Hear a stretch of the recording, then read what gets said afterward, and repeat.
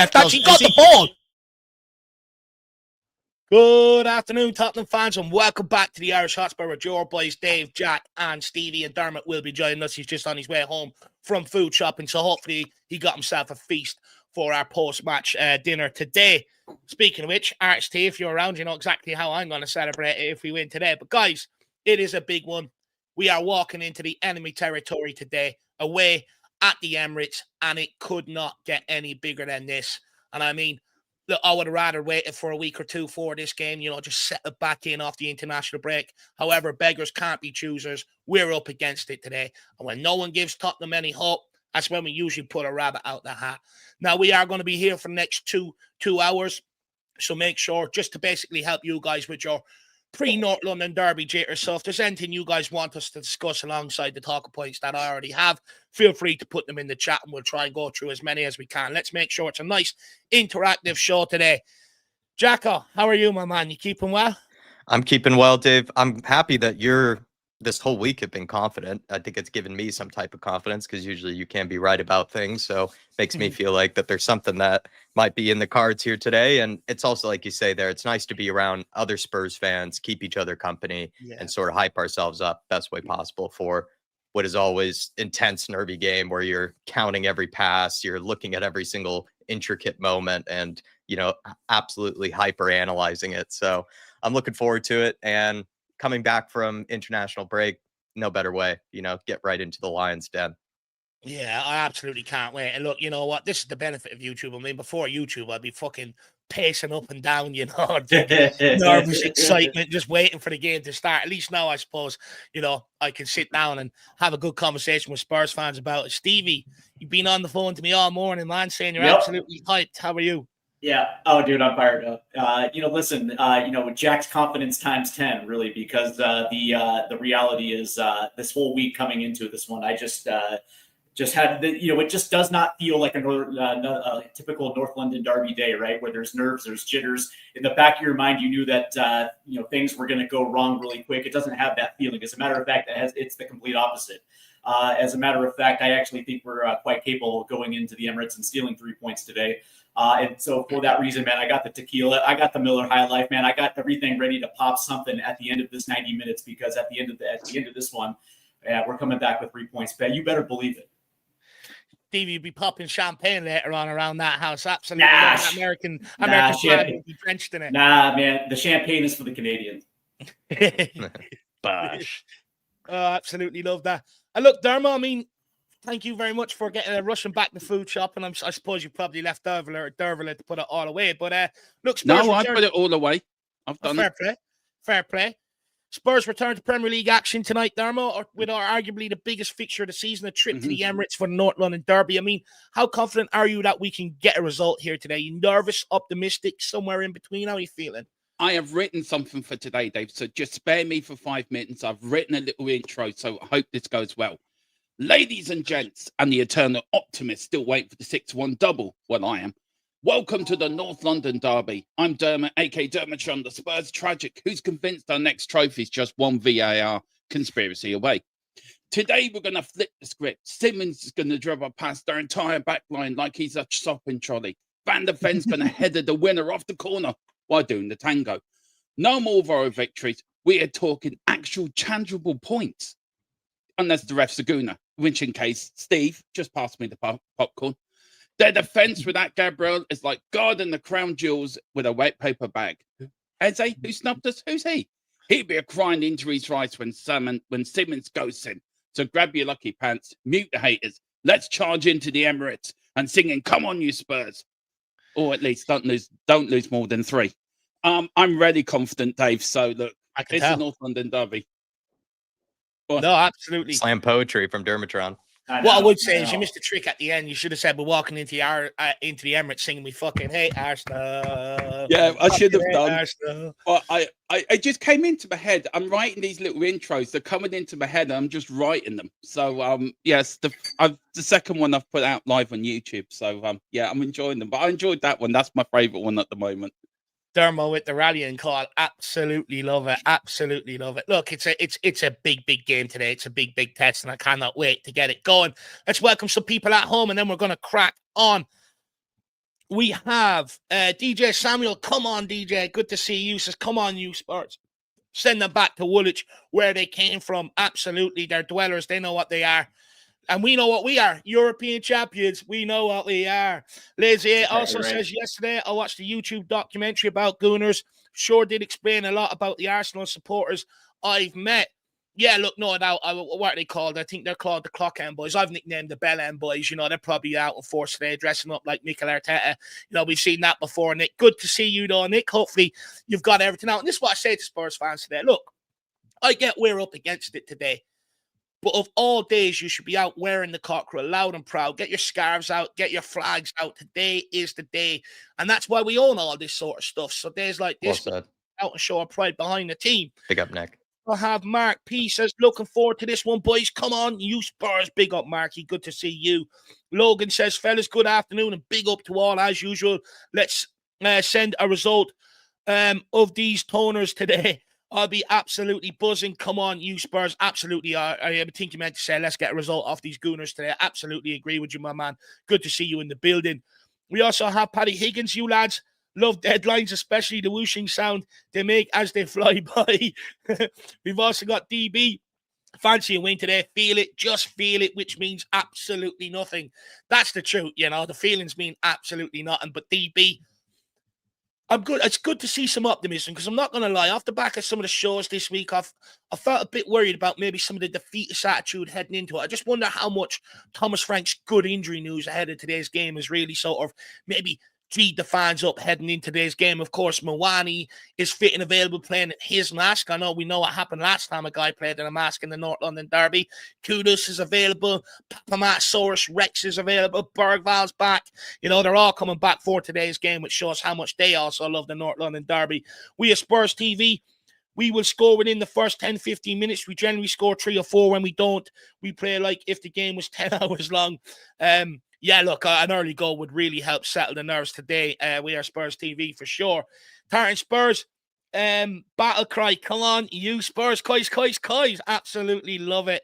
And Paddy Higgins is also saying afternoon all. We've got Brandon in the house. Perfect time. Just finished my morning run and love listening to you guys. Respect to you from the US. Big up, Brandon. I know Jack is also an avid runner as well. He does a lot of long distance, likes to post some of them in the chat as well to put the rest of us to shame. You know, this is what I'm doing in my spare time. Why, Dave, you lazy fucker, you're sitting on the couch. So fair play to you, Brandon. I respect people who have their get up and go for that. So big yourself up. We also have Paul in the house. Paul Letham says, watching from Antalya, Turkey, hoping to go back home with a win. Never been to Turkey. I've heard it's an absolute lovely country, though. So big yourself up, my man. Hopefully you're keeping well. If you are from Turkey, Paul, let me know how you end up following Spurs. Spurs fan says, I wouldn't mind seeing 3 at the back. Danzo could be useful to deal with their aerial threat. And look, I did put out a predicted lineup if he was to go to the 4-2-3-1, what I would prefer, but I also said at the end of it, I'd have no problem if we went 5 at the back today. I'd fully understand the reasoning behind it. Mark Newsom, big up Dave Jack. I'm here. North London Derby Day. Our away form is the best in the league. Let's surprise them with an early goal. You're absolutely spot on, and that's what should also give Spurs fans a lot of hope today, my man. We're going to take a couple more comments, and then we are going to crack on. We also have Brett Lockhead. Big up. Brett says, hi, guys. I just want us to turn up. No magnets, no substitutions that take 20 minutes. Just a gutsy performance. I have a feeling we're going to see a lot of iPads and magnets and everything else. It's going to be a battle of who's got the bigger schlong between the fucking 2 set-piece coaches today. Big up, Wayno. Good afternoon, Dave. Good morning, Steve and Jack. All in the chat. Still sticking with my 2-0 win Spurs today. Absolutely love that, my man. Ange Boss is big up. All you sexy Norters. Come on, you Spurs. We've got this. Look, don't mind being called sexy every once in a while. It's nice. It's nice. We've also got Josh 00 or 077. Afternoon, boys. 1-0 Spurs. Last minute Romero from a corner. Mark my words. Well, if anyone that knows me knows I love a rom bomb, and that will absolutely send me delirious. I'd probably have to go to hospital, to be honest with you, to get some stuff to calm me down. Big up, my man. All right, Steve. He's not MAGA, by the way. I look, to be honest with you, I don't even care. Politics is politics. We're here to talk about football today. It's not political. I know it's wild, right, man? They see an American flag, and all of a sudden their first initial reaction is to paint somebody in a bad light. So it is what it is, man. Ricky Nados says, big up, brothers. No mercy, no strolling in the park because the Gooners will come out firing and put us under pressure. We need to have guts, and you're absolutely spot on. The first 30 minutes, just from my experience of always going there, no matter who's being in charge, they throw the fucking kitchen sink at us. And if we can survive that, we genuinely give ourselves a chance of taking something tonight. Big up Daniel as well. Good to see you, Daniel. Kepa Music. Skunkworks is with us. Good to see you. Singularity is also with us. Great to see you, my man, along with Sully. Sending them back to Woolwich, North London Originals. Love that. Rooty Toot, my guy, is in with us. Big up all. This is the first North London derby without either Kane or Son since 2014. And we are going to have a little conversation around that later on because we are looking for a new hero to step up today. Rooty Toot, good to see you in the building. Limpy Down Under, great to see you as well. He says, let's go. We could be third and beat the scum. Today is the day. And then we've also got Lycana Alathia. Great pronunciation. Yeah. F-Do South London. Fucker, see you next Tuesday. Kois. Big up, Lycana. Really appreciate the comment. Absolutely. Screw them all. Let's go. We've also got Iceman. North London Derby is here. Come on, you Spurs. I'm slightly confident. Love that from Iceman.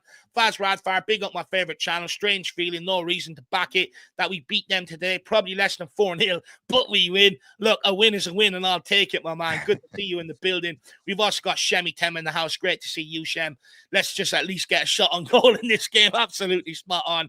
And then Daniel Larson. Let's show who the real North Londoners are today. Come on, you effing Spurs. Well, it's about time we staked our claim to be the Kings of London, start showing them who really runs the place. Big up, Daniel. Good to see you and the Owl lads in. It's going to be a day for big egos and big hairdos. Well, there's no bigger than Thomas Frank right now. I'm sure he's got it freshly layered and permed for today's game. And look, with Mikel Arteta, I mean, that guy, it's practically a wig, isn't it? It's like a Lego hair being placed on a Lego head. It's absolutely disgraceful. But big up that. Make sure you get that glass that freezes in the freezer today. And make sure you get some nice... You can't even have fizzy drink anymore. So make sure you get some nice lemon juice or something in there. Or orange juice, like that. Big yourself up. Then we also have Adzi in the house. Afternoon, gents. Good to see you. Shawnee as well, saying it's game day. Big up, Shawnee. Let's bloody go, my man. Hopefully you're keeping well. Lee Moody's in the building. Big up, Lee. Trinabad is with us as well. Ooh. Hopefully you're keeping well. And then we also have Vince Fuego in the house. Come on, lads. Let's keep this respectable today. And then we have our Patsy in the house, top of the morning to y'all. Come on, you effing Spurs and an alchemy snot. Forget Del Boy in the house. Big up, Derek. Great to see you. Hopefully you're keeping well. And then we also have Joe Furl in the house. Yes, lads. Crete Woolwich Wanderers. Good to see you. I don't know whether he's an Arsenal fan, in Crete, and he's an Arsenal fan. I'm not quite so sure. But I mean, Jacko, look, we've got some good injury news from Thomas Frank, like we mentioned about the likes of Mawani coming back, the likes of Kudus coming back, Papa Matsar being available, Bergvall being available. Now, of course, we still are missing players like Kulusevski, Madison, Solanke still not back, and he doesn't know when he's going to be back. He doesn't even want to put a time frame on it. No Radu Dragusin, no Davies, Gray as well, etc. So, I mean, look, what's a realistic target for us heading into this derby at the Emirates today? Is getting a draw the best we can hope for? Or do you genuinely think we can actually go and win at the Emirates despite the depleted squad, Jack? I would be pretty delighted with the draw. At the end of the day, it's about sort of us not, having as much of an embarrassing performance and result like we've had recently in a lot of these games. But, like you've kind of said all week, Dave, from the Ireland, mind, with how you guys performed over the international break. Anything is possible in football, really. We try to think it's predictable, but none of it really is. Even this weekend shows that there have been so many upsets, so many teams that I would have thought would have won that didn't. It seems like the Premier League is very competitive this season, and Spurs, in a North London derby for years, even if they were the worst team on paper than Arsenal, oftentimes found a way to sort of make life difficult for them and found a way to turn out a result. So I would be 100% delighted with a draw. But to say win is impossible, even someone like me who's nervous going into that game, I think that's too pessimistic to say that a win is somehow impossible. We are still a capable outfit that can cause teams problems in various ways. And, North London derbies, they aren't necessarily super predictable. So 100%, Dave. I think anyone that's saying a win is impossible, try to get behind the boys, I would say. Well, look, let's try and take some inspiration off the international break, Jack. Like Scotland qualified for their first World Cup since like the 90s or the 80s. You know, Yep. Ireland picked up 2 results during the week when no one gave us a hope. All of a sudden, we're in a World Cup playoffs. So it just goes to show that nothing is impossible. And with a bit of, galvanization, a bit of team camaraderie, and everyone heading in there for the one cause, fighting for the one thing, it shows what can be done, even if you do head in, with maybe a weaker squad than other teams and stuff. But what I will say is, we do have a few additions that maybe we have lacked in certain eras gone by or certain years gone by. Like Paulinia today.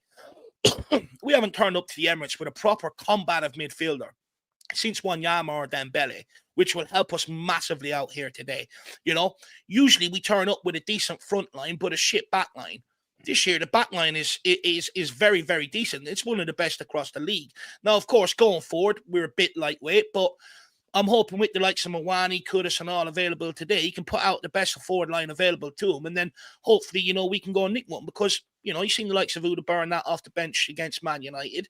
They're showing that maybe some of them are starting to come to the fore a little bit. So it's not beyond the realms of impossibility. But for me, Paulinho is the main one. Usually, we get bullied at the Emirates. Having him in midfield and the combative style that he is will hopefully help us stave them off for the first 20 minutes, half an hour, survive that period. And then after that, then we'll always have a chance because I think if we survive the first half an hour, the Emirates will go quiet like it usually does. Yep.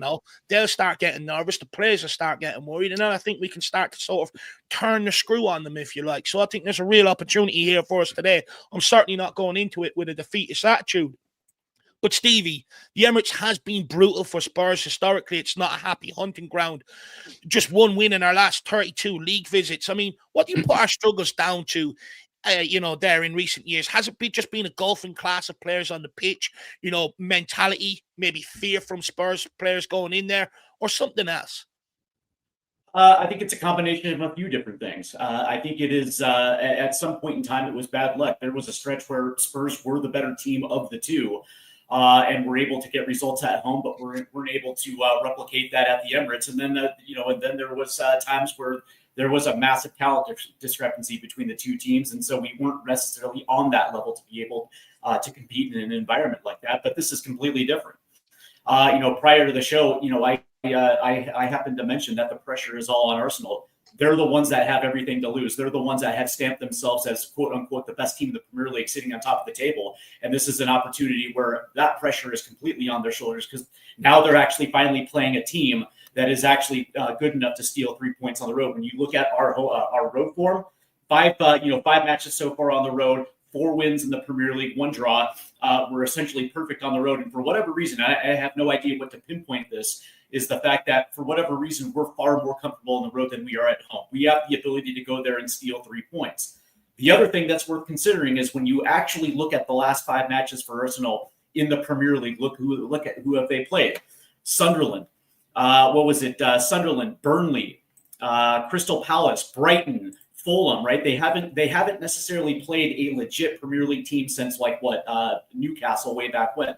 So from that standpoint, a lot of these points are padded against teams that are going to be mid-table, lower table, type teams. And so from that standpoint, you wonder whether or not they're kind of coming in here with maybe a little false bravado, a little false confidence that this isn't going to be the same old Tottenham that they usually can just bully around the pitch. This is a Tottenham team that's absolutely well organized. We're compacted. You mentioned the fact that we have João Palhinha, and that completely changes the trajectory because they're not going to be able to sit and take shots from outside the 18-yard box. They're going to actually have to work their way into that box. They're going to have to beat Romero and Van de Ven. And at the same time, it's like, if this is a match where they're caught on the wings, I actually like our chance. Me personally, I prefer our chances at that point. Let me just ask you quickly, Steve. Say if worst case scenario we were to fall behind early in the game, do you back this team to have the character and the mentality to fight their way back into the game and get something today? Yeah, absolutely. Absolutely. When you look at the last couple of weeks and the trajectory of the forward line, we actually have talent. We're going to have Kudus back. Kolo Muani is going to be there. I like the fact that Odegaard has developed to a point where he's more than just serviceable. But more importantly, I like the fact that we're able to win set pieces when it comes to it. In key times, we're able to drive down and actually draw a corner or draw a set piece from outside the box with the the ability to score goals at a win, whether that's Van de Ven or whether that's Polina, we're able to draw even at any point, 100%. And that's the thing, this is where Thomas Frank does deserve credit. Given the fact that we are very potent from set pieces, whether that's free kicks being delivered in, corner kicks being delivered in, or throw-ins being absolutely launched into the box like a dwarf out of a cannon. We do pose a threat, and even if we are shite and we are shit in possession and stuff like that, we still have the opportunity to be able to make something as long as we keep it tight tonight, which is absolutely huge. It's all about mentality. It's all about mentality. I don't necessarily think this team has believed that they were capable of doing something of that magnitude over the course of the last couple of years. And I think the belief is back in that changing room now, where they're able to do it. Obviously, we played it once already this season. Now, granted, it was in the preseason, but that being said, both of those teams wanted that win. And Spurs were the first team to lay down the marker and just say, "Hey, listen, man, not today."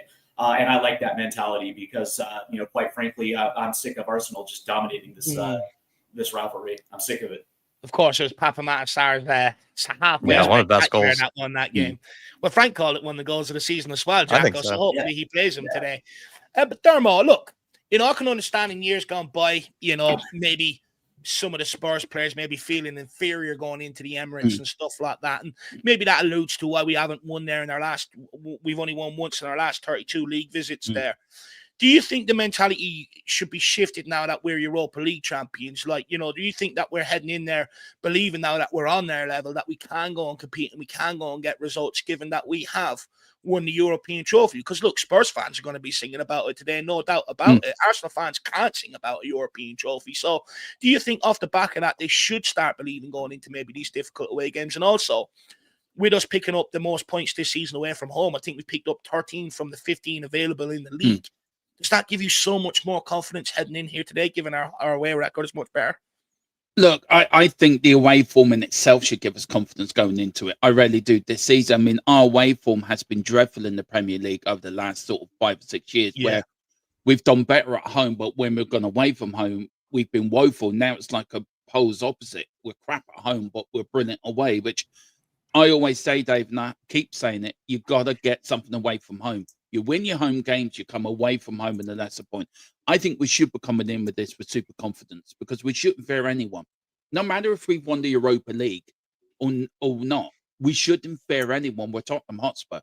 We play with a white shirt on our backs. We play with a cockle with pride. That should give anyone enough confidence to win today.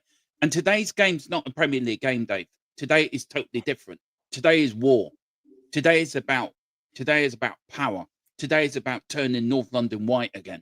Today is about proving to them not down the road that your proper South London clubs, go back to South London, go back to where you belong. North London as ours, and has always been ours. The players have to buy into what the fans are doing. They have to take that energy from the fans. And if we can do that today, I think we can win. I'm very confident we can win today. I'm confident when we play anyway, but I just feel you put this Arsenal team under a bit of pressure, they will crumble. You look at Sunderland, they got a 2-2 draw. They're battering everyone. They got Sunderland. The biggest obstacle to Arsenal winning today will be their manager. He's the biggest bottler of them all. And he will get scared if we start well and we start dominating the game and take an early lead. He's going to start pissing himself. He's going to think, what do I do? And then he's going to make a stupid substitution and we're going to go and get another 2. So I am super confident we're going to win today. I probably will be crying into my beer tonight if we lose, but we're not going to lose because we're going to win. And that away record, Dave, that should give us all the confidence in the world to go out and get a result. Why not? We're fucking Tottenham Hotspur. Come on. No, I agree with you. I think when I look at the away record this year, we've got one of the best, if not the best, in the Premier League. And I think what it highlights is that we've shown that we can go into maybe tough atmosphere, hostile atmospheres, and, show a little bit resilience, and I think that will stand us in good stead coming in here today. Like, we beat Man City away earlier on in the season, and to be honest with you, we didn't just beat them. We pulverized them. We could have won by more on the day. We pressed them high. We played a complete different game against them than maybe what they were expecting. We got a lot of joy that night, and some would argue maybe we created our own look that day. But, I just think in general, off the back of, our away form. It should give us a little bit of confidence, or at least encourage us going into this derby. Because Dermot has been right in years gone by under previous managers. Usually, well, a bar under Ange Postecoglou, both was shit. But under previous managers before that, we were usually very good at home, but away from home, we were very fragile, very weak. Whereas that seems to have changed under Thomas Frank. And I think that's what should give many Spurs fans hope heading into the Emirates tonight, Jack. Yeah, I mean, we've traded one for the other. We've carried on the terrible home form from last season, but away from home, we're literally the best team in the Premier League at the minute. But I do kind of, on something you touched on earlier, maybe what's funny about Spurs this season, though, is that we actually have gone down early, or just, gone down first in plenty of games. And then we have shown that fight back. We haven't really shown that we cower, or that we sort of are ready to concede 2-3 more. We seem to sort of stay in games, which I think is definitely needed and really required for probably a game like this, where if we do take a punch in the mouth, we've shown that we can be able to sort of hang in there and be able to stay within touching distance of a team. You could say, for the most part, apart from Chelsea, probably some of our better performances have actually been against, slightly better outfits, slightly better teams from, like you say, Man City, PSG. In my opinion, a Man United game wasn't anything to rave about, but I did think we were the better team for the majority of that game. I would look at also the West Ham away from home performance. So it seems like the bigger games, the bigger occasions, we have seen a better version of Thomas Frank's Tottenham Hotspur. So that's also maybe something to be encouraged by. Yeah, absolutely. And I'm not sure how true this is, but I just wanted to maybe try and find the stat that would sort of back you up there, Jack. It says that, from the start of this season, Tottenham picked up maybe 11 points from after falling behind, which, I'm not 100% how true that actually is, but to Jack's point, we have shown bounce back ability, whereas under Ange Postecoglou, I did think as soon as we went behind, I almost felt like saying, Jack, turn it off, days over, it's done with. There's no bounce back ability whatsoever, whereas this year we have seen that at times. I think Wolves is one of them, right? Came back late, picked up a point and stuff like that. So absolutely spot on. Even when we're playing pretty shit, we somehow stay in it, for whatever reason. We find a way to sort of hang in there, even when we're playing completely terrible, which wasn't probably the case, before, which I don't know. I think that is a slight positive. It's just also kind of funny because maybe it gives you hope, I guess, like that. If you just stay within a goal, if you stay within a goal of a team, anything is really possible. And we've definitely shown that. Even the Monaco Bodo Glimt games, where we were just like, geez, we should be down 3-4 goals, but somehow we're still in it. And we've done that numerous occasions. So even the Wolves one is a great example of that. So let's hope it doesn't come to that, but we know that we are capable. Yep. Brighton, it was Brighton. We were down, came back and got a result. I think Bodo Glimt, same thing.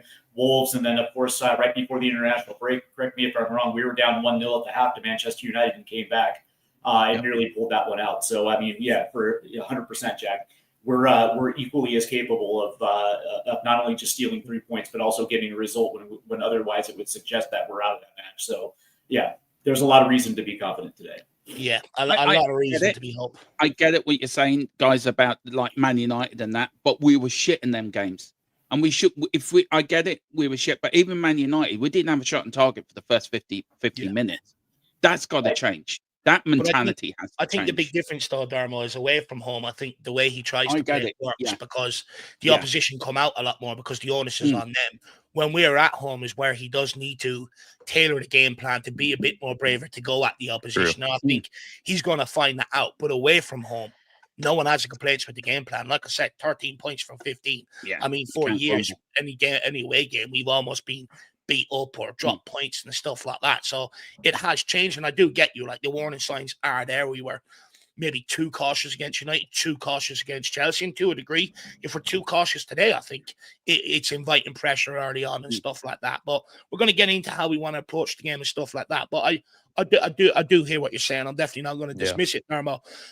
Let's take a couple of chats here. We've got Sully in the house. Fact, Arsenal haven't played a home game in over 110 years. Absolutely spot on. Moving in from South London, absolutely spot on. He also says, when they played Sunderland, they got bullied physically, out-muscled, mix it up, and keep disciplined. We can do this. And I think that's where I sort of would love today. Like, I don't mind having – I understand we're not going to go and relentlessly press them all over the pitch. But I think once they come over halfway line with the ball, I think that should be the line of engagement to go and mix it up with them, physically get get in their faces, because, not being funny, I think there's an opportunity for them to start acting the big guy in front of the crowd and lose his mind and get himself sent off, which can completely change the game. We also have Dan Clark in the house. Good afternoon, all. Come on, you Spurs. Big up, Dan. Good to see you in the house, my man. Spurs GCTV. Big up, Graham. Good to see you. Let's know. Morning, Dave, Jack. Into the breach, dear friends. Flash our sabers. Bard sabering the Gunners there. Not sure I understand that comment entirely. Let's know. Maybe it's Star Wars related or something like that. I'm not quite so sure. But look, it's a big game today, my man. Absolutely. We also got DJ Samuel, Jack. He's gifted out 5 Irish Hotspur memberships. A fair play, DJ Samuel.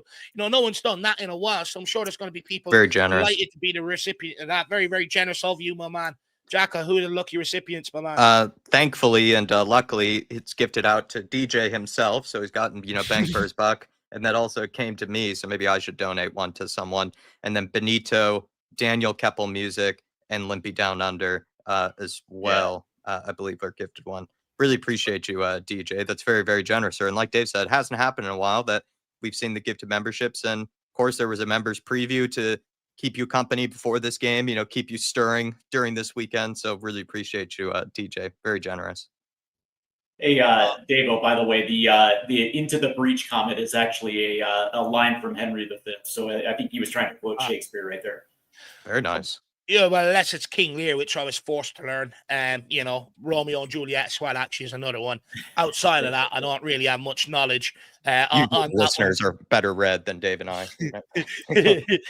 I would be good for a pub quiz, but, when it comes to literature and stuff like that, let's know, and you've lost me there, my man. Rooty Toot says, let's remember we beat them in preseason, guys. Absolutely spot on, lad. Alberto says 2-1 to us today. Come on, you Spurs. Big up, Alberto.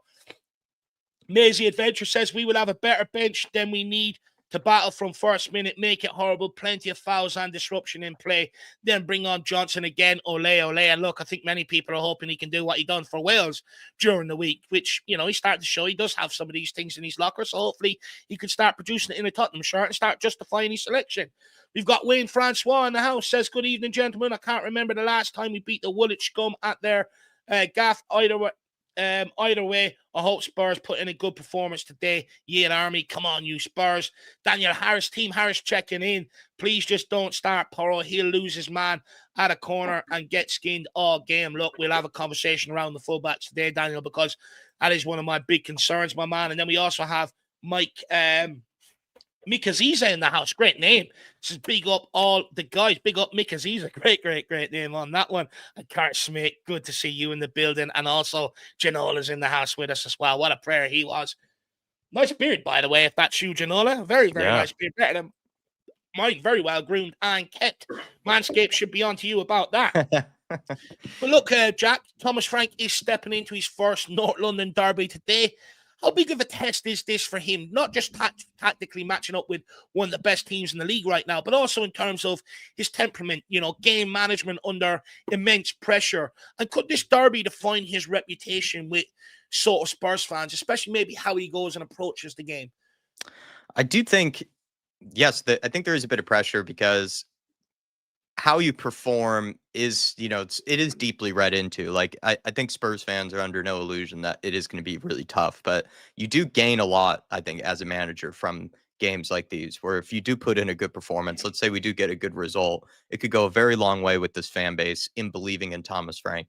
But then the other is true as well, where if we get absolutely destroyed and, run out the park, I think a lot of fans would also kind of feel, that that's a big blow to maybe their confidence in the guy. I just think it goes that way. We've seen that where Nuno, right? That performance I remember against Arsenal was all over, Sky Sports, and was deeply dissected about how tactically we were all over the place. There have been other games under managers where we've been completely destroyed by them, and it almost signaled, kind of trouble in the water, really. And I just think, these games, no matter if we're going into it as huge, massive underdogs, you do have to try to put in some type of performance and try to nick some type of result to give the fans, that belief in you. And so no matter what, Dave, Thomas Frank, I think he has a lot to gain from maybe a match like this. And he also has a little bit to lose, I would say, as well. I think it's just the nature of being a Spurs manager in North London derby. It's just massive, really.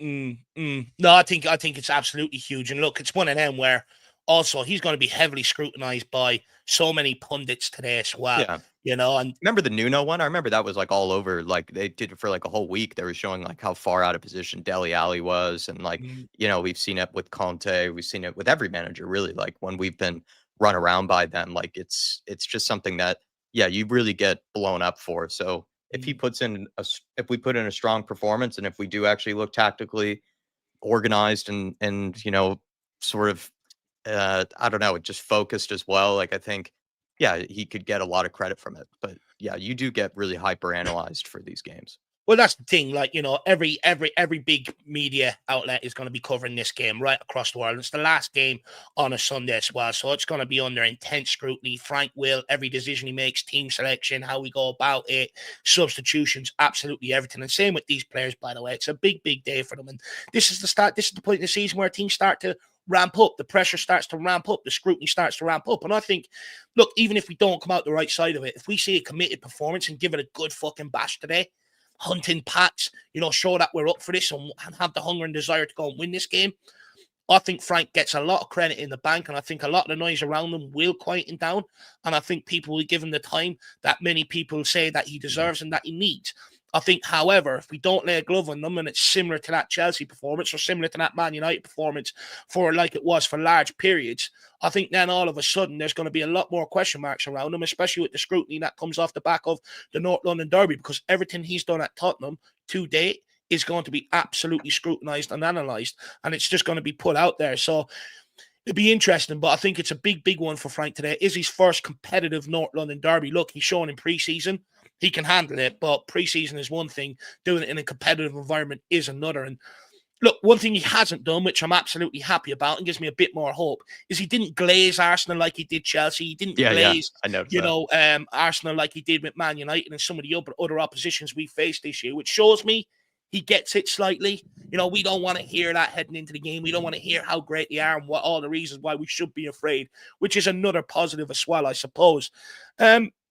But Stevie, I mean, is this North London Derby a must-win, or at worst, a must-not-lose for Thomas Frank and Spurs? Because there is criticism mounting over his style of play. There has been a dip in results and performances, and Arsenal are currently leading the league. And if they win today, they sort of put themselves back clear again. Can we afford to come away empty-handed today? Also, when you look at how close the league is as well. Yeah, that's a very good question, and I don't necessarily think it's going to be a must-win for Thomas Frank, because I think he actually does have credibility in the bank. But what this actually does do is that it solidifies it, right? All the talk that he's laid from the summer all the way to our current day. It is about solidifying the unity within the club, making sure that that losing isn't necessarily acceptable. So from that standpoint, if this is a competitive game and we happen to come short, I think most Spurs fans will probably be happy with that. Me personally, I think that's absolute dog shit, just considering that the bar is set completely low. But that being said, I think as far as Spurs fans right now, with all the talk about just wanting to be competitive, wanting to show passion and fight, if that happens today and we come out, I think I think fans will be actually okay with that. But that being said, me personally, if we're a big club, then it has to be a win, right? The expectation is coming in that we're expecting the 3 points, right? If that's exactly what we want to be, then from that standpoint, yes, a win is actually that has to happen. But again, I don't know, man. I just think that from where we're at, when we saw some of those contests against Chelsea and Manchester United, and the fact that we just kind of didn't show up, I think if that happens, then obviously the pitchforks will come out. But if we show up and have a decent showing, I think that credibility is still going to be there. And that's the thing. I think you're spot on. I think it's harsh to put it as a must-win on them. We've had managers with bigger and better CVs behind them, and they've failed going to the Emirates. One win in our last 32 league games show how tough it is. But I do think, how we perform today, we'll either when skeptics around, or more people will sort of get off the train. And I do think it is one of them sort of games in terms of how Spurs fans see him. So I think it'd be interesting because, I mean, Jack, do you think there's a fair argument to say that maybe his pragmatic football has worked against him? I think I'm a big fan of the pragmatic Especially football. in the big games, maybe, is what I'm maybe. Yeah, too. I mean, I made a joke just the other day. You know, I think they're the likes of Dyche and Nuno and these sort of types of guys. Like, there's a reason they're still in the Premier League and have been so successful. Like, you know, as much as we prefer probably to watch nicer football, high possession, attacking intent, there's so many successful managers in history that played a very pragmatic, very defensive approach, and it does tend to just win games, and it just tends to sort of chip you along, you know, throughout a season. And I think also as well, you just end up really frustrating oppositions, and I think Thomas Frank has probably made a career out of that in the Premier League with his Brentford teams. They were just, I mean, I never thought they were that pretty to watch. You know, some people thought they were. I never did, but I felt like I always associated them with just being one of those very deeply annoying teams to play, where it's very organized, set pieces, these sort of types of things that, yeah, just kind of make you always feel like you're going to have to really sort of scrape away, you know, a win against them. It's hard to sort of blow them out, you know, 3-4 goals really type of side. And I think that can go a very long way. And you would think now that he has better players, especially in the defense and maybe the midfield, you know, you think that we could be one of those teams that, yeah, it's hard to sort of put 3-4 past us really. And I think that means we'll always stay in games, and in the big high, you know, profile games as well. It's good to be a team that's hard to unlock, hard to open up, and we'll hopefully as well maybe find some moments to maybe chip away a goal or two and see if we can hold on to something. So yeah, Dave, I mean, I'm a big fan of pragmatism. I know some people aren't, but I see a lot of merit in it. Well, I think you made one great point there today, Jack, and that's sort of, again, you know, I would hope Thomas Frank sort of remembers this going into today's game, that he has made a living of frustrating and picking up results off the bigger team with a team with less resources, sort of far less quality on the pitch, you know, and everything else available to him.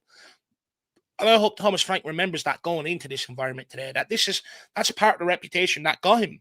Yeah. The interview at Chelsea that he was bragging about, the interview at Man United that he was bragging about. But also, the reason why he got the Tottenham job is because of his ability to be able to take points in these sort of games. So, you know, I think Thomas Frank needs to remember that heading into this game. Remember who he is. And then, Dermo, before we get to Al's super chat here, I mean, look, like I said, one win in our last 32. It hasn't been a great hunting ground for us. How do you think Spurs would handle and cope the pressure of playing away in this sort of cauldron today? Because it is going to be different to other away games. You know, every time players touch the ball, there's going to be abuse from the stands, booing, you know, everything else. It's going to be absolutely ruckus in there. And which players do you trust most to be able to handle the atmosphere today? And which players maybe would you be concerned about today? Look, for me, Palunha is one I trust. I think he will cope with it very well. I think Romero may use it to his advantage, but there's always something in Romero that he may just lose his cool and put in a tackle that's a bit too much. But that, for me, is just he's being positively aggressive. He's not being over aggressive. And I hate the people talking about Romero like that, saying he lets the team down. He doesn't. He's passionate. He knows what North London Derby is about. I would say Mickey van der Ven. I would also say our midfield as well. I think Bergville and people like that I would trust today if he gets a start today. Who I don't trust is Brendan Johnson. I think Richie would just get too wound up and just keep falling over like he's been hit by a blow wind. But Colo, I think, will get it today. I think I can trust him. I mean, what the players have to do is look back 7 days ago. Nobody gave us a damn chance to beat Hungary. If we can qualify for a playoff and beat Portugal and beat Hungary, then Tottenham can go to the Emirates and beat Arsenal. You know, if either can do that, Tottenham, anything can happen. I'm fully confident they've got to put into their inner sort of belief that we don't fear anyone. The old Alex Ferguson heritage. No one cares about us, but we don't give a damn. Do you know what I mean? And that's what, and I think players like Palunha, Bentancur, I think players like that, Romero has to lead by example today. He's captain. He has to give a Roy Keane type captaincy team speech before the game. Put something of Arsenal, put their badge up on the wall, and just say to the players, these lot won't beat us because we're in North London. North London is ours. We've got to go in there positive, Dave. So, but Johnson plays like that. I think Johnson would just go hiding. He'll find the nearest fan in the stand and just go and sit there and hide behind him for the whole game. Well, So I please think do not start him.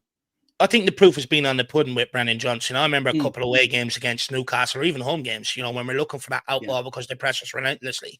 He's standing in behind these markers. He's not even getting in front, trying to show for the ball, trying to, present himself as an option, So I really worry about him from the off in an atmosphere like today.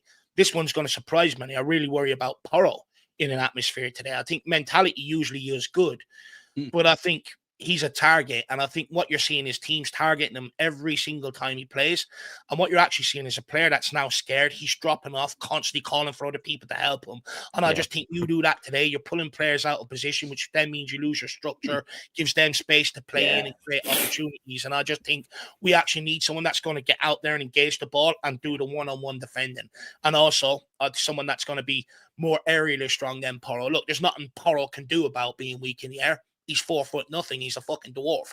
There's nothing he can do about that. But, I think in a game like today, if we know how good they are from set piece, I sort of question if he was to be selected from the off. But they'd be the two main players that I would sort of worry about handling in this atmosphere today, in general. Anyone else? Jack, Stevie, anything you want to add to that before we move on? Take some of the chats here from the comments. Yeah, I want to highlight the left side of the field as well too, and I don't think this should be an opportunity for Jed Spence to play on that side. I actually think this probably should be a Destiny Udogie type game.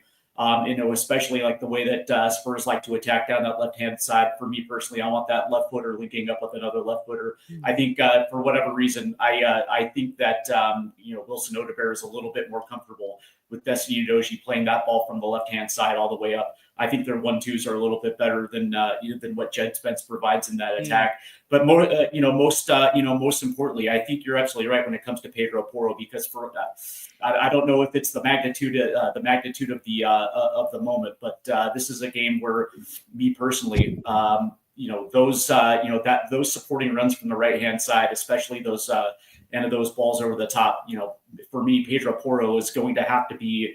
I would probably say that that catalyst on the right hand side, as much as it is with Mohamed Kudus, for a big portion of me feels like Kudus is probably going to play a little bit more inside, and so Pedro Porro is going to have to be that strong outlet from the right hand side. Absolutely. Look, we'll get on to Destiny Udogie and that left hand side, because I think, he's probably earned his shot off recent performances, to be honest with you.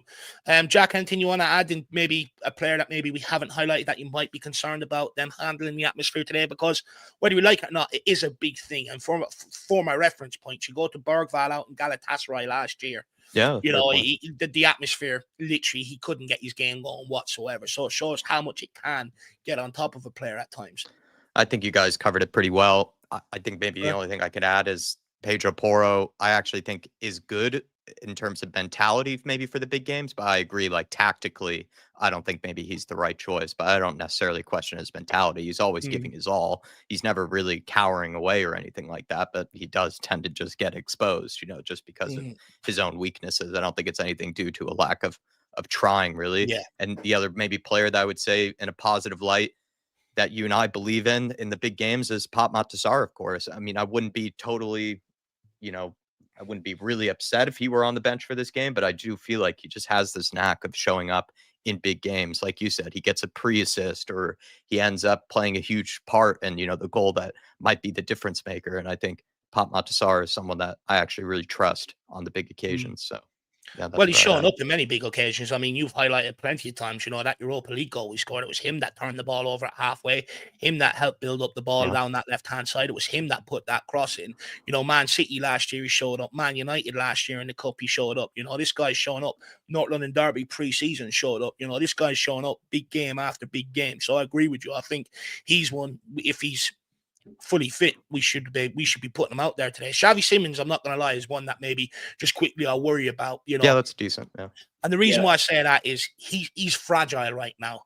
In terms of maybe the Tottenham move hasn't maybe worked out or got off as fast as maybe he intended it to. And I just think today, with the game going to be so physical, and everything else from the very off. That's one thing that Xavi Simons is still struggling with at the Premier League level, is the physicality of it. And I just wonder, is he another player that if you start him from the off and we do get put under pressure early, are you then carrying him as a passenger rather than him even digging in and getting involved and stuff like that? So I worry about that one as well. But we'll get on to Papa Sarr and Simons, because I think many people say Simons should be selected for his creativity. Papa Sarr has more creativity playing that number 10 than what Simons has this season. And, you know, if the basis of picking him is off creativity alone, there's a case for Papa Sarr to come in today. But look, let's crack on with some comments here from the chat. We've got Reckless Madness, big up, Al. Hopefully you're keeping well, my man, all the way over there in the US of A.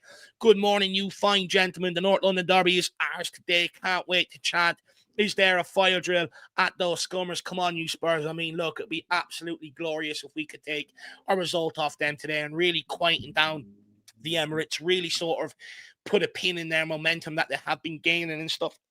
But not only that, you know, I'd love us to chant, you know, we're European champions. We know what we are. You know, we fucking hate Arsenal. Get them all out. You know, there's a few about Mikel Arteta as well. You know, I would expect, and I think the Spurs fans will be in absolutely full voice today. I just hope the team don't let them down and it be over. You know, because I was there at a home North London derby under Ange Postecoglou. It was over by half time. You know, and it can very well sort of put a dampener on your day, ruin your day. It's very hard then to muster the energy, you know, and belief that your team's going to get back into it. So the way fans are going to be up for it, they're going to be putting out all the chants. Let's hopefully the team can react today. They are. We're just quickly, Alan, like we are probably infamous for the booing, you know, at our home stadium. I would say like Arsenal fans have been at plenty of times very guilty of just abandoning their team, you know, the moment that, you know, the result hasn't gone their way. Like I remember the PSG, you know, performance where they like completely evaded the stadium so quickly. I remember towards the end of their seasons when they found out that they probably weren't going to win the league, they just emptied out, you know, fire drill manner. So I would say that's what's kind of funny about them, is that maybe we're guilty of the booing. I think they're a little bit guilty of abandoning their team, you know, on plenty of occasions. That's actually true, and that's why I think if we could survive the first half an hour, I do think the nerves will start creeping in, the fans will start quietening down a little. I think you're absolutely spot on there, Jacko. And that's a great point, actually. And hopefully, you know, Thomas Frank has sort of someone inside the camp has picked that up and maybe said it to the players. Oh, yeah, I've said, you know, and I hate to compliment, you know, their seasons, but sometimes when they've done that, been like, come on, like you guys were top of the league for like 3/4 of the season, you know, get behind your team. But I've seen them empty out, you know, the moment that it's not going well for them. Like they are a little bit, they have maybe lack the loyalty that Spurs fans will sit there in their seat and, you know, the whole time and boo, but at least, you know, we're staying in our seats maybe in comparison. Yeah, absolutely. Absolutely spot on. Baz Radfire 4-0 Spurs says we win 3-0 with Sanchez, Dyer and Davies, but Son and Kane. Yeah, seriously. I mean, we've traded one for another. I mean, Dave and I have made that point a million times. We've traded an incredible world-class forward line for now an incredible world-class back line, but the forward line has not really been, you know, sustained and replaced in the manner that we'd like. But it's just the nature of Spurs fans. It's always kind of a somewhat lopsided toy that we seem to work with. And that's what we're going to move on to, you know, next in the next part of the discussions, Faz, is, you know, set pieces, you know, defensively and going forward, but also, you know, how maybe what needs to change from open play moving forward as well, just to make us a little bit more productive. Because Sky Sports did put out a big hit piece this week on how shit we are going forward. It doesn't make for pretty reading. So I've got all the stats there, and we'll put them out there and see what people make of it. Faz, good to see you in the building, though, sir. We also have I think it's Reefer. Reefer. Reefer turn. Reefer turn. Good to see you in the house. Hopefully you're keeping well. From Denmark, I believe. A Danish Krona. Says, hopefully Leeds carry it home. Every team can beat any team this season. If we beat Arsenal, we are top 4. Crazy season ahead of us. We need to link that midfield and attack. Then we will be up there. Look, I'm not going to lie. I do need Aston Villa to win today. I am in this sort of last man standing competition. And so far, I've gone with every team that's played Leeds, and it's carrying me. So I do need Aston Villa to win today, because it's helped. Like last week I went Forest, and it's helped me knock off some of them more inconsistent teams right now and saving some of the bigger teams for if I need them later on. So I really do need Aston Villa to beat Leeds today. But look, to your point, I mean, I do think this is sort of one of them games and it's sort of at one of them times in the season, I think you win. I think it galvanizes everybody in the dressing room. All of a sudden, I think they start believing maybe that they're better than maybe what they even thought they were. And they really do kick on and give top four a really good push. But likewise, I think if it's one of them, we sort of don't win tonight. You know, we've got then Newcastle away coming up in 2 weeks' time. That's also been a tricky one for Spurs. All of a sudden, you're down in and around mid-table and you're sort of wondering where this project is going and what we can achieve out of it this season. You're more or less then maybe fighting for Europa Conference League or Europa League, which I don't necessarily mind taking out of this season. I'd just like to take some sort of European football heading into next season. But I think this game is seriously, you know, will galvanize if we can take something out of this. I think, though, if we lose, I think then it sort of puts you in the camp within a bit of a negative mindset and that. And as we've seen at Spurs, that's very hard to sort of come out of. So I agree with you. I think, you know, if we can win, I think despite how tight the league is, it will certainly give us the momentum we need to push on. Reefer. One way to celebrate a win, I suppose, today. Jack, anything you want to say? I think, yeah, we've made this point that Reaper's touching on, though. Like, it seems like every team is beatable right now. Like, there's no teams, maybe apart from Wolves, really, which, of course, still got a result against us. It seems like every game is super competitive. Every team is sort of neck and neck with each other compared to other seasons. And that does give me confidence ahead of this game. You know, even though Arsenal have been the most consistent, it's a North London derby, and it feels like the tone of this season is you can't take any team for granted, really. And hopefully we can pull something off today, Briefer. Really appreciate you, man. Very generous. By the way, Danish, how'd you become a Spurs fan? Let me know, my man. Let me know. And then we also have Georgie Hill. I haven't seen this guy in a while. Best hair in the business, by the way. Hopefully you still have it and you haven't cut it. He's member for 15 months. Really appreciate the longevity as well. He says, big up, lads. Today is the big day. First 30 minutes will be an onslaught. But if we survive that, we have a good chance. Today is Spurs' day. Come on, you Spurs. Come on, you Harris. Legend. You're absolutely spot on there, Georgie Hill. Like, look, I just expect it from, you know, the first half an hour to be on the back foot and stuff like that. And that's why I do think Thomas Frank's team selection has to be spot on from the very beginning. That has to be right today if we're going to take something from this. Like, for instance, I worry about if Pedro Porro selected from the beginning. Is he a player that's going to help you within that onslaught, or a player that is going to tuck more and more inside and ask other people to come across and help him out and do his duty? Worried about that. You know, if you need, for instance, when you are under pressure, you do need a player up in the forward line that can hold that ball up, get turned and pick you up throw-ins, free kicks, and help relieve some pressure. So if he goes with someone like Brennan Johnson and stuff with Simmons and players like that, I think all of a sudden you're basically asking to concede within the first 30 minutes because you don't really have an out baller anyway to sort of relieve pressure. So it's going to be difficult the first 30 minutes today. But like I said, Georgia Hill, look what the Republic of Ireland done. It's not impossible. And with some of the injury news we have coming back, gives me even more hope today, Georgie. Even more hope. Big up, George. Good to see you in the building, brother. We've also got Scotty Heineman in the house. Good to see you. So big up all. We've also got Alan Leslie. Afternoon, good gents. Off to the pub and meeting the rest of Glasgow. Spurs 1-0, Romero header. Do you know what? You're not the first one to say this today. Some people have said this already. Last minute, Romero header 1-0. Nah. Most importantly, get out there. You go and enjoy yourself out there with the Glasgow Spurs. What side of Glasgow do they sit on? Let me know. Celtic, Rangers, let me know. Probably opening a can of worms there, but just let me know, Alan. Kurt Smith says, Dave, I'm still reliving Sunday 2 weeks ago. Aren't we all? Aren't we all, Kurt? I'm on such a high off the back of it, my man. Buzzing. I'm still watching celebration videos all around the country. Although Wayne Rooney did make a good point on stick to football, where he's like, yeah, but they haven't achieved anything. Like the celebration. No, he didn't. No, he didn't, Dave. He was talking out of his ass. You know, let us enjoy this. Let us enjoy this. Come on. Enjoy I get it. And look, that's what sort of Roy Keane said. He said, like, you know, look, you have to understand where the Republic of Ireland have been and why the outcry of emotion and outpour of emotion. But to Wayne Rooney's point, can't get carried away. Nothing's achieved yet. We've only made the playoffs. You know, we still have to qualify. Once we qualify, then we can shut down the country.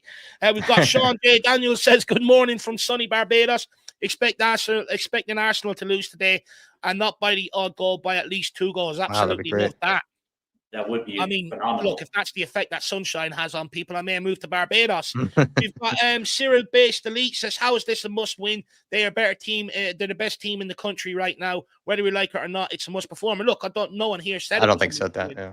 You know, I sort of posed the question, but that doesn't mean I'm thinking it's a must win. In fact, I sort of said, look, I understand the magnitude. We've had managers with bigger CVs behind them that have gone there and struggled. For me, it's just about the performance. I want to see us go there and give them a fight. I don't want to see us be passive like we did against Chelsea. That's all we were saying, my man. And then we also have Stefan Blois up the Spurs. Big up, Stefan. Good to see you. We also have Wilson 5-3. As long as we battle and give everything, I can just be able to. I can just about able to take a narrow loss. Everything else is unacceptable. I don't like that at all.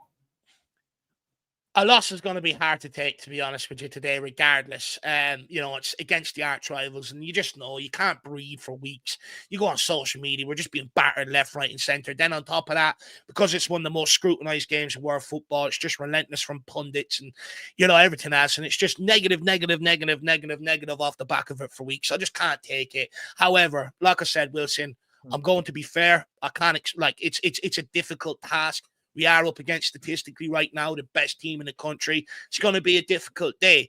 But as long as we can go there and show a fight, because there's no excuse for it. Sunderland went there, showed a bit of fight and stuff like that. Yeah. They're only promoted from the Championship. So as long as we see that, it becomes a bit more, I'm not even going to say palatable, but a bit more easy maybe to wrestle with in my head, Wilson.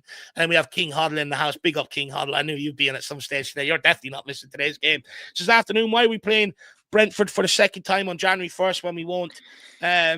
I've played Sunderland once. How is this possible? Don't you have to play every team once by the halfway stage? Yeah, usually, but then with games being postponed because of, cup runs in Europe and stuff like that, that's where this sort of part of the season fixtures get postponed and pushed back and stuff like that, King Hod. Look, it's absolutely nothing new, I guess is what I'm trying to say, my Game's man. Gone. The game's gone. As Sean Dyche would say, and he would be delighted with his win at Liverpool yesterday, by the way. True Pack, good evening. Good to see you, new YouTube member. Big up, True Pack. Really appreciate the support. Every little does help, as Tesco likes to say. And then Thomas, 1980, member for 20 months. Big up, Thomas. Haven't seen you around a little while. Where have you been? He says, hey, everyone, hope all is well with you all. We need a win today. I hope Mwani is going to score 2 goals and we will win 2-1. Come on, you Spurs. Well, look, someone pointed out earlier on. It is a question I have later on, but we are looking for a new hero today. That new derby hero. It's the first competitive North London derby without a Kane or a Son, with that we can sort of rest our hopes on and stuff like that. And that's one thing that makes me nervous. There's no one that I can really look at in today's game. Maybe bar Mickey van der Ven and go, he can be our match winner today. But it's an opportunity for someone to stake their claim, put themselves in North London derby folklore today, and say to Spurs fans, I'm going to be the guy that you're going to pin your hopes on heading into these games in the future. So there's an opportunity. So in the chat, guys, let me know who you think that person could be out of all of our current options. Big up, everybody. Really, really appreciate support today. As I said earlier on, keep getting your comments in. We're going to try and make this as interactive as possible. I do have talking points, but we are not afraid to talk about what you guys want to talk about as well. So please get them in. I'm going to bring up as much as we can. And then let's say good morning to Tyler as well. Don't care that we rarely do it at the Emirates, but today is a must win. We have to stop these efforts. Come on, you Spurs. Get the job done for once, please. Big up, Tyler. Good to see you in the building. Change of mentality there from Tyler. He's putting the pressure on today. He's took the pressure off in recent weeks. And then we've got Terry Betts. I wonder who will get sent off today from the Gooners. I'm glad you said that, because we've got a few players capable of it ourselves, but what I would say, that's far and few in between now than what it used to be. With Arsenal, look, there was a period they were getting players sent off. That seems to have calmed down a little bit, but could we maybe get in Rice's face today? That'd be nice. Team's unflappable. That would be my biggest thing heading into their game. Can I get the fucker sent off? So, if I'm Sarr, Paulinho, sort of get up in his face. Sometimes the emotion of a derby can maybe overtake, the sensitivity and, being sensible and all that sort of stuff. But look, guys, let's get straight into it. Spurs have reported, conceded very few set-piece goals this season, while Arsenal have scored a lot from corners, and it is shaping up to be a set-piece derby today. But Jacko, after that 2-2 draw at Old at the Tottenham Hotspur Stadium, we did concede a late set-piece. Does that worry you maybe coming into this game, or do you still trust Spurs' set-piece defending enough to be able to handle Arsenal's biggest threat today? Because, look, it's been well documented how important they are. I trust us in the sense that we have statistically been the best team in the league when it comes to defending set pieces. And I can't really recall too many sketchy moments, from set pieces, really, when it comes to defending them. The only one I can think of was maybe that time against Everton where I feel like the call was justified and they made the right decision, but we did kind of get away with one there, maybe against Everton. But for the most part, I think we have been a much, much better team at defending them. I am just more concerned by Arsenal's ability from these set pieces. It just seems like every single team tends to concede one against them, tends to struggle, even if they've worked on it all week. They just find a way, Arsenal. And it also, as well, I think the fact that they are a pretty possession heavy side for the most part, they kind of do just seem to earn a lot of corners. They do seem to earn a lot of free kicks. And it is one of those things now where, what is it? I think Thomas Frank has used this stat a million times, but like for a lot of teams, a third, if not half of their goals tend to come from set pieces. So if we give them a lot of opportunities, I would be worried. Gabriel missing, though, is a huge, huge plus to us. I think he's probably the best. I mean, I hate to say it, but he actually might be one of the best players in the league, if not the best at attacking from set pieces, really. And that's a huge boost for us. But I'm confident, Dave, because we are the best team at defending them, but I'm also nervous because they really are like such an annoyingly effective team from it. That's what's kind of made them the difference maker, I feel like, in the last season or two. Maybe part of the reason why they have been on top has been because of this set piece renaissance of theirs, whereas before they didn't seem to have that in their locker, and now they do. And now they're almost over relying on it, but fair play. They've used it to their advantage. Yeah, they use it to their advantage, and very, very well. It's the same routine, rinse and repeats. And to your point, Gabriel being out today is massive. He did decide North London Derby, at our place not so long ago, from a set piece and stuff like that. So it highlights the importance today of defending them properly. And look, I would hope them players, hopefully that late equaliser for Man United was maybe a blessing in disguise heading into today's game, that these players would be more switched on to make sure they defend these set pieces today and stuff like that. Maybe it was a little reminder that you've got Arsenal coming up. You're good from defending set pieces, but you can't switch off. And hopefully maybe that works in our favour today to a certain degree, if we're maybe trying to look for a silver lining heading into this game on the reason why maybe that happened against Man United. But Steve, before we go down to Dermo, I mean, one big area I am worried about today is Vicario.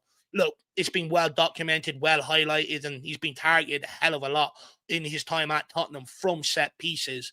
Now, of course, hasn't looked as vulnerable as late, this season under maybe Thomas Frank, but it is an area that I know Arsenal are going to pinpoint. They're going to look to put that ball in on top of him in the 6-yard box and send the guys after. How worried are you about Vicario today? And, do you think he does have the ability to be able to show something that maybe he hasn't shown us yet and come out and start claiming or punching some of these away? Do you think that could be an instruction from Frank and all today, or do you think they'll ask him to stay on his line? Because I know many people felt like that after United equaliser. A lot of Vicario got a lot of hate. Not a lot of hate, that's probably the wrong word, but a lot of attention off the back of that. People saying he should have came off his line, should have came out, been braver, maybe go to punch at it rather than staying on his line. So how do you think he'll do that?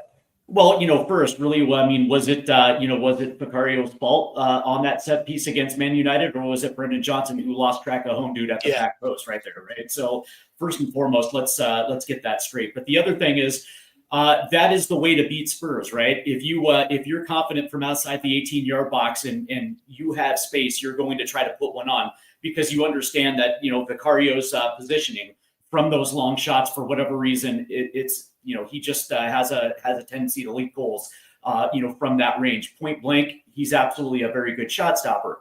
But, for me, this isn't necessarily about Vicario. It's going to be João Palhinha and who is ever going to be playing next to him in that double pivot.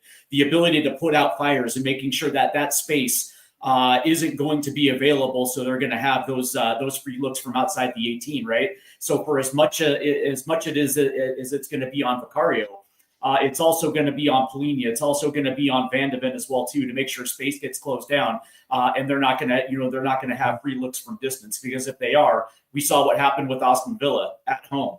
And their goals from outside the 18-yard box, and in the space, for whatever reason, we shut off, and the space was there for them to make those type of plays. So for everything that people do give stick about Vicario, this certainly is one of them, and I would probably assume that is going to be where they're going to be looking for goals, right? So for me, it's as much as it is on Vicario, it's also going to be on Palhinha. It's going to be on who's going to be playing in that double pivot on the right hand side, whether that's Betancourt, whether that's Bergvall or Sarr. Whoever that is, the idea is to make sure that that fire has been put out before it even gets to that stage. Because again, I'd rather defend this team on the wings than certainly trying to defend space in front of the 18-yard box. So from that standpoint, I would agree with you. I think that's going to be the game plan. But do I trust a guy like Joao Pelini and Mickey Van de Ven to close down that space 100%? Look, when it comes to the carry on there, especially corner kicks today, I do worry, even if they put them in on the 6-yard box, he's not a guy that's even really going to come out and try and punch it away or claim it. And at times when he has it, he's come out behind the guy and he's ended up being caught. So I do worry because with the way Arsenal do deliver the set pieces, they are coming onto the ball with momentum. A lot of our players will be standing there flat-footed. And if the goalkeeper, and this is where I think the difference between him and Raya is, like you look at Raya, nearly every set piece, he's already anticipating, can he come off his line and come and claim it? And he does a real good job in relieving pressure on Arsenal in that regard. And that's why I worry about how effective we're actually going to be from set pieces, because he is a guy that will come out and claim it if we put it in the areas like we always do. And when we done that against Chelsea, their keeper came out, claimed every single one, and he nullified that threat. So, I worry about that. And that's probably the big difference between the two goalkeepers today. But, look, I just don't think we're going to see Vicario come out and show something that he hasn't. Like many people would say, he's just got to come off his line today, go and punch the ball, go and catch the ball. But you're just not going to see that happen just for one game. If he had that in his locker, he'd come out and start doing it already. So we are going to be heavily reliant on them defenders to actually stay switched on today and do their job and sort of bail him out to a large degree. Sorry, Steve, I know you wanted to come back in there. Yeah, and I'll finish by this. It's like when you leak a goal like that at the end of a match where you actually have 3 points in the bag, and for whatever reason you switch off, those are the moments that actually strengthen those areas on the pitch, right? It's that fine detail that is the difference between 3 or 1 point. And I think when something like that happens, you kind of get the impression that that's going to be in the back of their mind. And I would probably assume that defensive set piece unit is actually not going to make that same mistake twice. I just can't imagine. It's those learning areas that actually strengthen.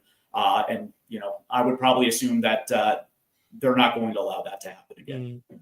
I hope not. And like to your point, hopefully they've learned from that Man United one, and they're really intense from set pieces today in terms of staying switched on. And to Nazar Man's point here, he says about Declan Rice, and the corner kick delivery, it's spot on every single time.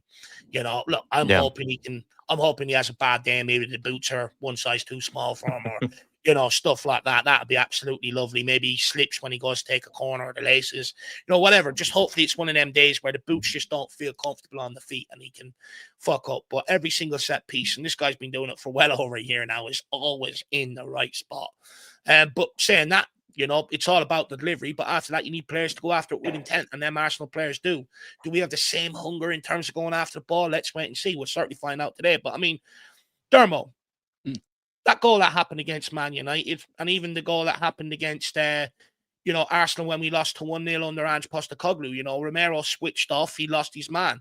And they ended up winning the North London derby off the back of it last week. Brennan Johnson thought he could take a breather. He switched off. He lost the lit, and the lit ended up taking points off us. Now, look, we can sit there and say it's all on the coaching staff. At the end of the day, I think we can all see that the coaching staff have drilled them expertly in terms of how to defend set pieces and how to attack set pieces. So in the week, their job is sort of done. But in the moment, on the pitch, whose responsibility and who does it fall on to be able to organize us at set pieces to ensure that what we've worked on during the week is being executed? Because, we could sit here and say, that's down to coaching staff. Under Ange Postecoglou, you can pinpoint that because he said he didn't like working on them. We know we're working on them. But in the moment, you still need that guy that takes on the responsibility for everybody. That goes, Johnson, who you're supposed to be marking. Make sure you're there, making sure he's there ready to go and do it, keeping people switched on and stuff like that. Who does that fall on today? Look, I slightly, first bit, Dave, I slightly disagree. I think Vicario was also at fault for the Man United goal, but you, going to disagree about that, and I stand by my point on that. You also thought Brennan Johnson was going to, kick on, so I think we should just agree. Yeah, but I think I'm right on that. I am right on the Man United goal. I'm going to stand by that. Look, I think to your point, Dave, I think two people have to take responsibility. I think it's Vicario. I think he has to take responsibility when it comes to coaching, making sure his defense is doing what they're supposed to do. And also Romero. I think Romero as captain has to make sure everyone's doing their job. You can coach as much as you like, but when the players cross that white line, it's down to the players to organize themselves. Managers and coaches can only shout encouragement from a touchline, but you as a player, you have to take it amongst yourself to say, right, this is my job, this is what I'm doing. A captain is another manager. He's the manager on the pitch. I go back to the 80s where he had Steve Perriman, Graham Roberts, Paul Miller, Ozzy Ardiles. They were all managers on the pitch. They would turn around to another player. Why aren't you effing doing your job? And it's down to players to take responsibility to say to a player, right, this is your effing job. You do it. And I think it's also down to the goalkeeper as well. Everyone's got their part to play. You can't just, if one player switches off, then another player has to say, right, I have to quickly go and do this job. You know, for me, it's down to the keeper, Dave, and the captain. But players do have to take responsibility. They cross the white line. When they cross that white line, the manager can do no more. It's down to them 11 players on the pitch. And as I said before, we've seen it down the years with the teams under Harry Redknapp, even my time under Birkinshaw or Terry Venables. There was a group of players that took responsibility for that organization. You know, and if they can't take that, if they can't follow instructions, then they shouldn't be a footballer. It's as simple as that. And you don't think that that's already in place, Derma? Pardon? You don't think that's already in place? Players understanding exactly what their role is and what the expectation is for their game. I think they are. I think they do, but I think some players do switch off, Steve. I think some players don't. Some players are very difficult to take that information on, where other players take it on like there's nothing to them, like a water off a duck's back.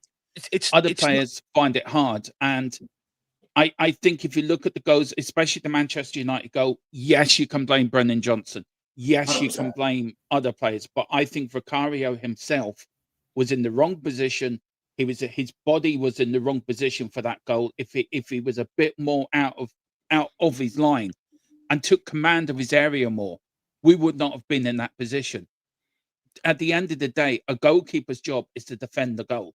You have to dominate your area. And if you don't dominate your area, you can't have other players then expecting other players to pick up your slack because you can't dominate your area. I think it's fair to say with Vicario that, you know, could he have scrambled across his line more to protect that far post if he's not going to come out and punch or claim it? I think that's a fair argument. And to your point, Darren, I do agree with you, you know, and this just naturally happens on a football pitch that, you know, defending set pieces, your wingers don't really want to be defending set pieces. Neither do your attacking players. And they're the players that you have to make sure are switched on and doing their job. You know, at the end of the day, I expect Van de Ven to be switched on from a set piece. I expect Romero to be switched on from a set piece. Keeping clean sheets is what defenders love most coming out of games. It's up to them to protect that. But also, I think it's on them to take the extra responsibility to make sure that your forward players are doing the job that they're supposed to do, picking up who they're supposed to. I agree with you, Stevie. It'll all be lined out to them during the week. You know, it'll be drilled into them. This is your guy from the set piece, or this is your specific area. You know, if we concede, it's on you. That will be drilled out or drilled into them. But from experience, forward players just tend to slack off a little bit from defensive set pieces. And that's where I do think it's on Romero and Van de Ven to get in their ear and just keep them alert, keep them switched on. Of course, they can't make them have the hunger to go and header that ball or follow their man. But just be in their ear to make sure they're aware of, you know, they have to stay switched on here, I think is, you know, what I'm asking. And to your point, Steve, do you think Frank has pinpointed maybe one or two players to make sure what we've worked on during the week, they're responsible in that situation to set up and make sure we're in the right position to defend it? Yeah, for sure. And I guess the first thing, it starts with not having Brennan Johnson in those situations, because here's the reality, right? At least Vicario made an effort. Brennan Johnson actually didn't. You know, Brendan Johnson didn't even attempt to keep an eye on De Ligt at the back post. As a matter of fact, he was ball watching in that scenario. You see his head just kind of go, "Whoa, there's the ball," right? So I would probably assume that there's going to be 3 or 4 players that are going to be responsible in that area, and I would probably assume Polina is going to be one of those guys. And also, you wonder,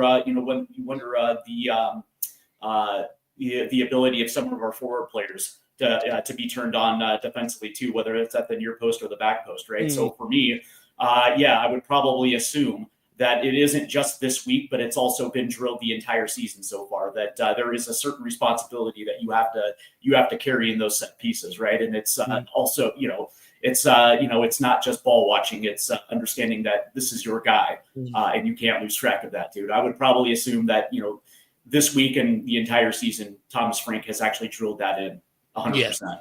100%. And that's why when we do concede from the set piece, I can 100% go, that's a player problem rather than the coaches or stuff like that. But, to people's point, there is a question, who thought it was a good idea leaving Brennan Johnson to mark the lit in the first place. Right. I think that's where, given a lot of their other sort of, threats from set pieces, were off the pitch at the time. I do think that should have been on Romero or Van de Ven to take that responsibility in that situation, which I think is a fair question to ask. But Darmo, we do need to let you go, my man. You are a man in the man, the head of the North London Derby. Everyone wants to feed off your enthusiasm for the game, my man. I was going to call it delusion, but I'll call it enthusiasm today.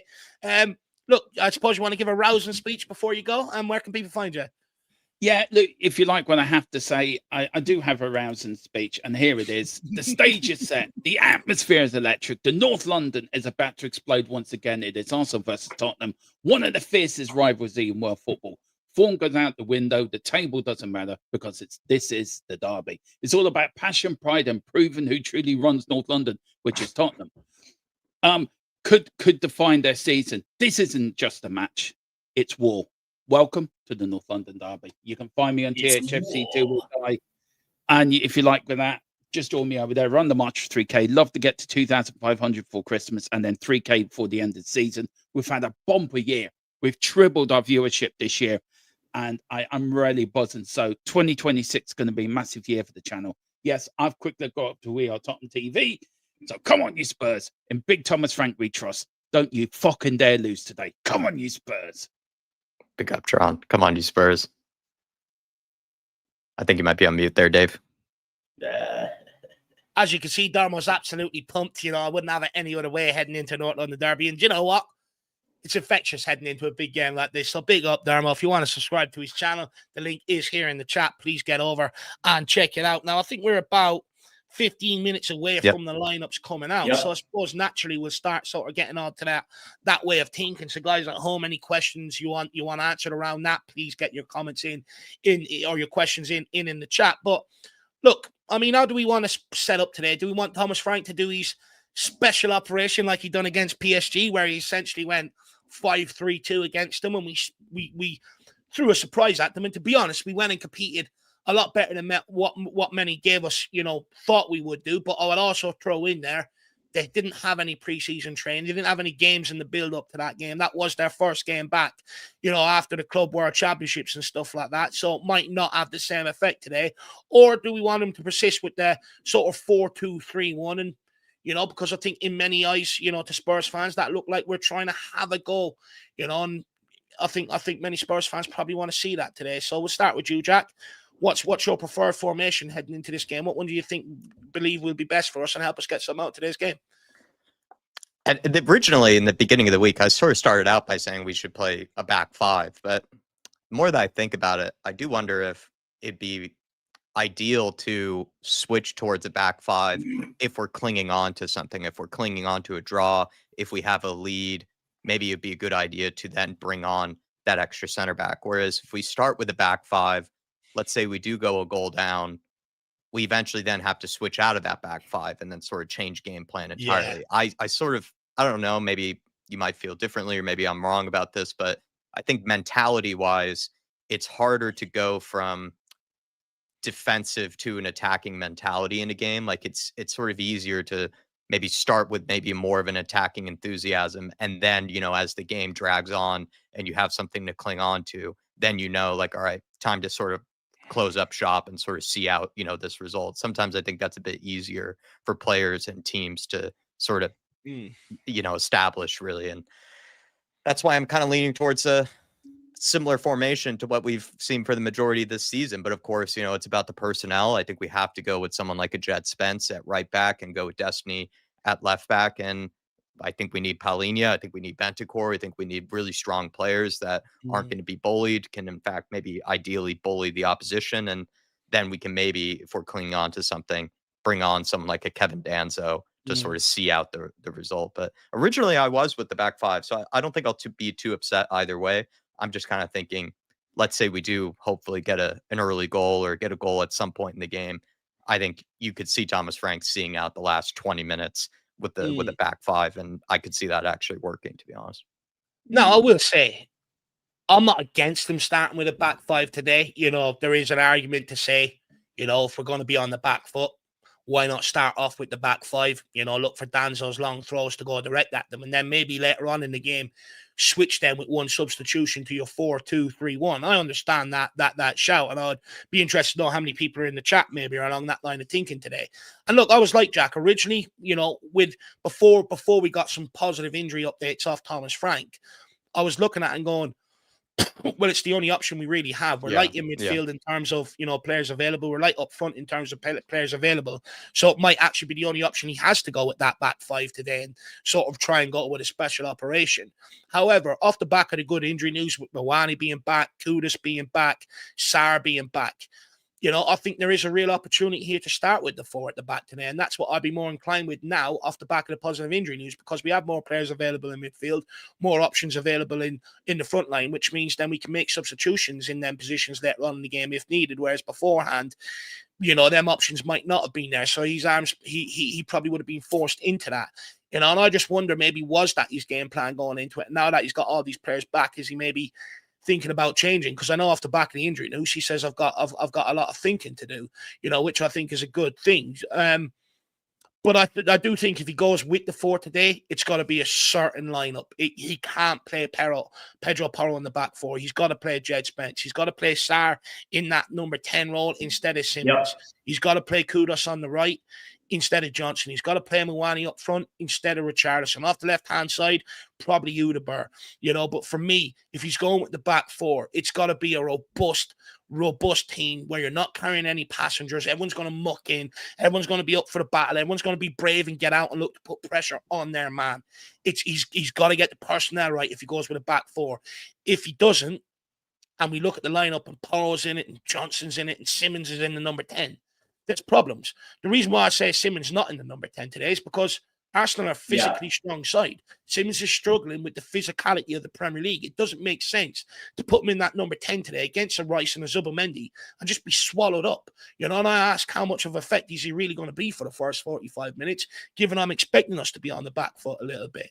But I do think if he is going with that back four, like I said, he has to get the team selection spot on in terms of robustness and players that can stand up to the mentality and go and do their jobs 1v1 and not scared and not looking for help. Stevie, where are you at with it, my man? Well, I think by now you know how much I love the 3-4-2-1. I think it actually sets up perfectly for this match because I think we are all in agreement that you know, Arsenal is going to come out swinging. They're going to try to put us on the back foot, and so from that standpoint, essentially having a back seven, you know, to defend is actually, you know, just from the numbers wise, it makes 100% sense. But also when you think of the counterattack, where I think this game is going to be won, it also sets us up to be far more direct, whether that's width from the wings or whether it's right through the center of the pitch. But it also allows our three best attackers to be in the box, especially when we're building up, and it allows our best service providers from the outside, whether that's Paulinho, whether that's Sarr, or whether that's Pedro Porro, to actually be isolated 1v1 and allow them to use their creativity to get service into the box. So from that standpoint, that's kind of where I'm at. But that being said, what we've seen so far this season is the fact that he doesn't go to the back five until the 70th minute. That's usually when the formation kind of changed, whether we're trying to hold on for a win or essentially try to get the equalizer. And so there's no reason for me to think that it's not going to be a back four. And so if that's the case, I guess the question for me is going to be in two different situations. It's going to, who's going to be playing, I guess you can say that number 8 role. Rodrigo Bentancur played 155 minutes in this international break, including a red card in that second match. And then you factor in the travel and whether or not he actually got training in, right? So if you remember back to that Chelsea game, Originally, it was Papsar and Lucas Bergvall in that midfield three, and the reason was obviously Papsar as far as the creativity goes, but also Lucas Bergvall for pace and physicality.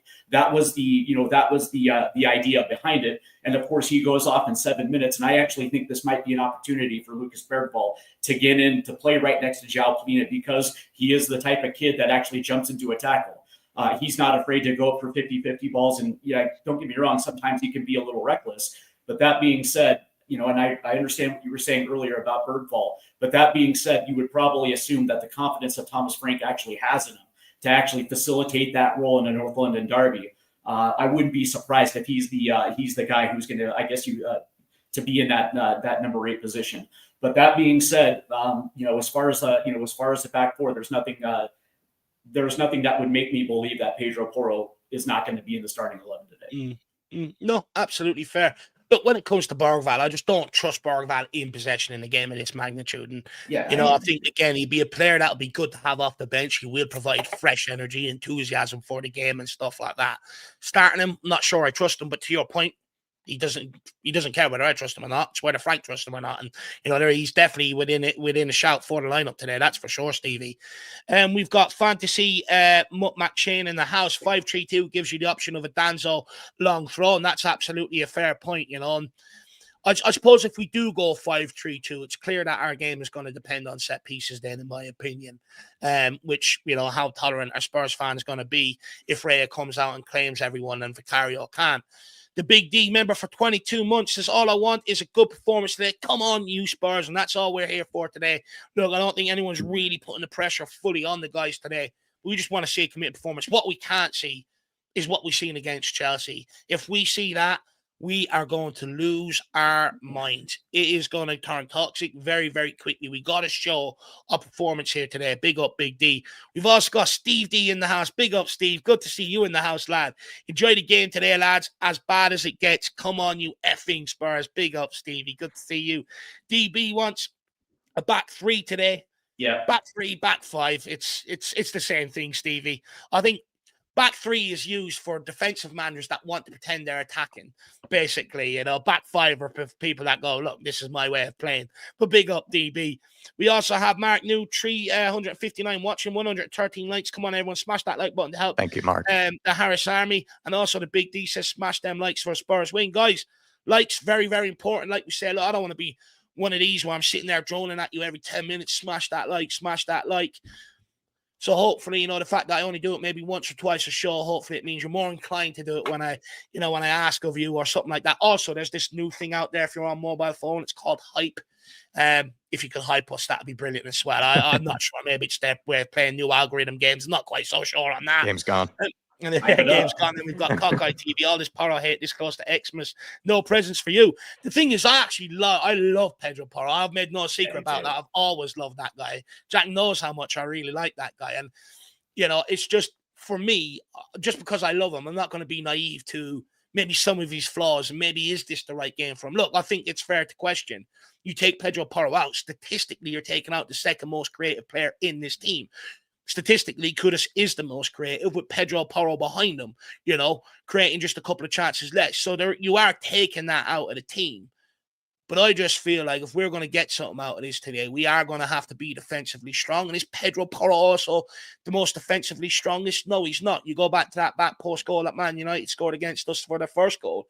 That's been symbiotic of Pedro Porro's time at Tottenham. When that ball comes in from the left-hand side and makes its way to the back post, he is always beaten at the back post. We always get punished for it. So I just think with Arsenal being a strong team early, a very physical team, strong from set pieces, I feel like you're going to be carrying a guy for large parts of this game. That's why I would argue later on in the game is probably when I would bring him into the environment. When the game settled down a little bit, there's a bit more time on the ball and stuff like that. Also, there's also been games this year, actually, to be fair to my side of the argument, he's given away the ball a countless amount of times as well. And I'm not sure you're going to get away with that in a game like today. And I just question, is it the right environment for Pedro Porro? Because I think he's got a good mentality. It's just, I'm not sure it's the right environment for him today. And then we also have George in the house. Big up, George. Kadaris, good to see you. So, look, Jack, we'll throw quickly the fullback question at you. I'm going to throw Destiny Adogi one at you because I know Steve sort of aired his thoughts on that earlier. So I mean, let's start with Destiny Udogie and left back. Should Frank go with Destiny Udogie off the back of his impact against Man United off the bench in his game against Copenhagen? Does he go with Jed Spence today? Because whoever plays there is responsible for dealing with Bukayo Saka, who's been a constant problem in North London derbies. 7 goal involvements in 10 North London derbies, which highlights the threat he carries. And some would make the argument Jed Spence would be better there because he's right-footed and he can deal with Saka more efficiently when he looks to cut in on that left foot. Yeah, I think Jed Spence is probably the best at trying to take someone out of the game defensively, but you would say some of our best performances going forward have been with Destiny Udogie in the team. And I wouldn't say, like, maybe I'm wrong, but I feel like Destiny Udogie's actually he's not played a ton really, but in any of the games he's played, I think he's actually put in some really good performances, much better ones than he might have last season, really. So I think you kind of have to go with him just on the back of he has just played really well when he's been available for selection. He offers, of course, better balance going forward. If we are going to go with a back four as well, and we go with, let's say, someone like Odebear on the left-hand side, it seems like they have a good partnership and they have a good relationship with each other. And Destiny Udogie, we know too, like, yes, maybe he's not as good as someone like Jed Spence in terms of locking someone up, keeping them out of the game, but he's still a big lad. He's still someone that can definitely bully a player, can sort of step up and be able to be a physical presence as a left back. So I have a lot of trust in Udogie, and I think he just offers both sides of the game, which might be needed for a game like this. We might just need someone to make a crunching tackle on, great nickname, Bukayo Saka. I don't know if I've heard that one yet from you. And then he also need a lung busting run, down the wing as well to offer support. He's just someone I think that maybe I'm wrong, Dave.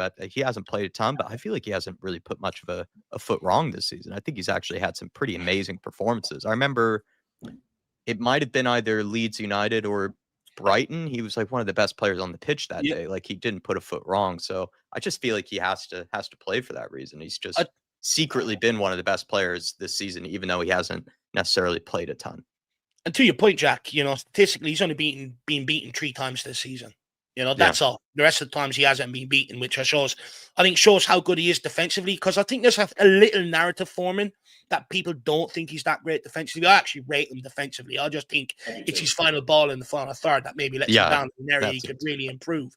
But, to your point, I have no problem with him playing at left back today. I think because most importantly, if Jed Spence playing right footed, he is going to look to cut inside and play that ball back into the middle of the park where it's so congested. With how physical they are in midfield, if Arsenal take that off us, they will turn it and put it in the back of our own net. They'll punish us. To my point, Bissouma last year at the Emirates gave one away, turned over straight away in our own net.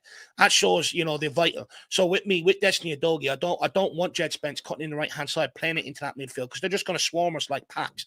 We need Destiny Udogie to play so that we can just have quick transitions down that left hand side and look to break down the wings rather than cut inside and move that ball back across to the right and stuff like that. Because all you then allow them to do as well is sit back in their shape. And by the way, up until, the Sunderland game, I think they went 8 games without conceding a goal, which shows how good their back line really is. So for me, we've got to counter on it quickly. And with Udogie, that's the reason why. But most importantly, defensively, I think he's just as good as Jed Spence defensively. Now, Steve, that brings me over to the right-hand side. Look, with Pedro Porro, who's caught out of the back post for Man United's first goal, I think we've sort of our concern around that.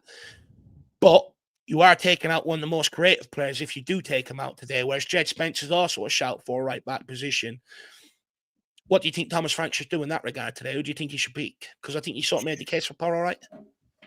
Yeah, no, and I understand exactly where you're coming from in the magnitude, in the environment of a North London derby. What you're saying is making sense. But that being said, the last couple times we've seen Jed Spence play at his natural position, they weren't good performances.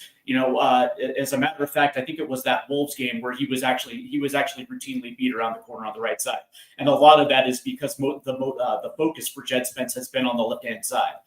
So from that standpoint, there's a reason why we've seen his better performances on the opposite side of the field. And I think in a magnitude of a game like this, I'm not necessarily 100% convinced that Jed Spence can actually do a job today. Whereas a guy like Pedro Porro makes sense, because if we all agree that today is going to be the difference with set pieces, he's one of our best providers. coming from a set piece, whether that's outside the 18-yard box or on a corner. Like you don't take off creative players because you're worried about whether or not he's going to shrink in the light. From that standpoint, defensively, what makes me a little bit happy is if they are going to go to a back four, he's going to have cover in those spaces. Romero is going to be, is going to be playing off the back shoulder. So if somebody does get burned around the corner, there, at least you're going to have Romero right there, making sure that there's not going to be entrance into the 18-yard box.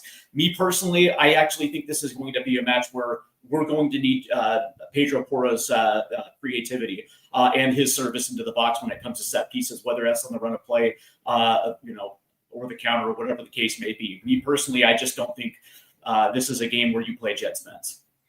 No, look, I fully understand that. And look, to be honest with you, I secretly think Frank will go with Pedro Porro. I think he'll pick him for his creativity and for that right-hand side of him and Kudus. They do have a decent relationship building there. But if he does start, Kudus is going to have to work incredibly hard tracking back. And he has shown he can do that at times this season. 100%. So, there is ways around it. But what I don't want is Romero being dragged out. One of the midfielders being dragged over him, because all of a sudden then pockets of space start open up for some of their more better players. So, that's where I worry a little bit. But I'm judging by the lineup here. It looks like on the Jets picture, Spence is in there. Is playing. So let's go through it. I think we've got Vicario in goals. Danzo is starting alongside Romero and Van de Ven, which shows we are going with a back five today, with Spence one side and Destiny Udogie the other side. So Pedro Porro has been taken out.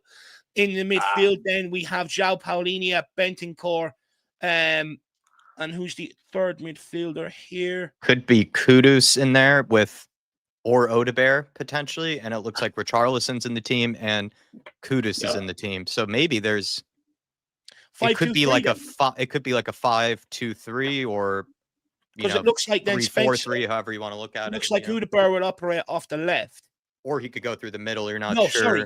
Yeah. Richarlison will go through the middle. Odebear will operate off the left, and Kudus will operate off the right. If not, it will be a 5-2-1-3.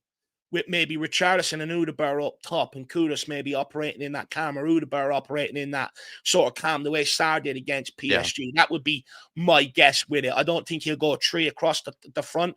I think he'll play 2 with the 1 sitting just in front of them, 1 to maybe pick up knockdowns and stuff like that. So very interesting lineup front here from Thomas Frank. Jack, what's on the bench? Kinski, Xavi Simons is on the bench. Matisse Tell, Archie Gray makes the bench again. Lucas Bergval, Brennan Johnson, Pedro Porro, Pat Matassar, and Kolomoani. Kolomoani on the bench. We'll see how that goes. Maybe, he's not comfortable enough to start. Richarlison up front. I mean, Spurs fans, let me know how you feel about that. Seriously. Because just quickly, I'm gonna read out something here, and I just want guys to sort of give their opinion just quickly off the back of it, and then we'll get their thoughts on the lineup and we'll bounce out here. But look, guys, if Spurs' set-piece threat does dry up at the Emirates today, if Raya does come out and claim everything, the focus shifts entirely to our open play creativity. Despite being joint fourth in the Premier League for goals, which we scored 19, and boasting the league's best shot conversion rate, Tottenham are outperforming their XG by nearly 8 goals, the biggest overperformance in the league. We also rank bottom for through balls attempted, which is 4, and also bottom for through balls completed, which we've only completed 2. And only 2 teams have taken fewer shots or created fewer chances. Is the lack of creativity, becoming a concern for you guys? And is it sustainable the way we're playing in that regard? Is this something that Thomas Frank does have to sort out even before the January transfer window? Because, look, we've had the conversations around whether it's Frank's fault or personnel's fault and stuff. But at this point, I just want it to be sorted. And I would argue, look, he's used 16 different attacking combinations in 18 games this season. Is that maybe what it boils down to? We'll start with you on that one, Jacko. I think it is down to that personally. I think he's chopped and changed the forward line far too much. And so there isn't really that understanding and that chemistry between the players. Granted, we do have some new guys in there. Kolomoani's new, likes of Xavi Simons is new. Matisse Tell is relatively new. Odebear, how much did he even really play last season? So, there's a lot of guys that just aren't that familiar with each other, but the way to get around that is, play them consistently, figure out which ones you have more confidence in, and then try to build, those relationships and those links between them. And I think Thomas Frank has hindered that and hurt that by just chopping and changing that forward line too much. Whereas other areas of the pitch, he hasn't really done that, right? Like he's played Paulinho and Bentancur pretty consistently. He's played the back line relatively consistently. He hasn't changed that all that much, but it's been the forward line that he's just been constantly rotating for whatever reason, maybe because none of them are really that great. And so he's just kind of trying to figure out what actually works. But I think he's just got to put his foot down at some point and just stick with something. And that definitely has contributed to the lack of creativity. But also, David is maybe a bit tactical as well. Like some of the patterns of play, we're not really moving it that quickly. We don't seem like we're that incentivized to sort of play quick 1-2s. We often, maybe go for the safer pass and really a dangerous one through the middle. We saw in that Magnets video with James Lawrence Olcott. He's a big fan of sort of getting into the final third and then looking to cross the ball instead of maybe playing a through ball. He doesn't really like shots from outside the box as well. So it could also be a bit of the tactical element as well. And I think a bit of the lineups, really. I did find it crazy, Dave, that his shot conversion rate has been so high, because how many times have I seen us whiff the ball, when there's been like a good chance? I was actually kind of amazed to see that we've been really outperforming the XG. I think it's probably heavily down to the fact that we've scored so many set pieces, which are probably so low on the XG scale. And so that's maybe part of the reason why.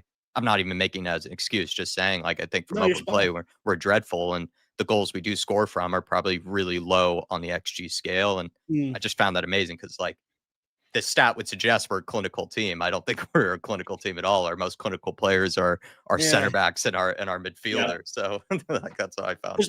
And thank you for bringing some clarification around that, actually, because I was trying to wrap my head around that when I read it. And they're from Sky Sports, by the way. They're not made up at Dave's Stat Lab or anything like that.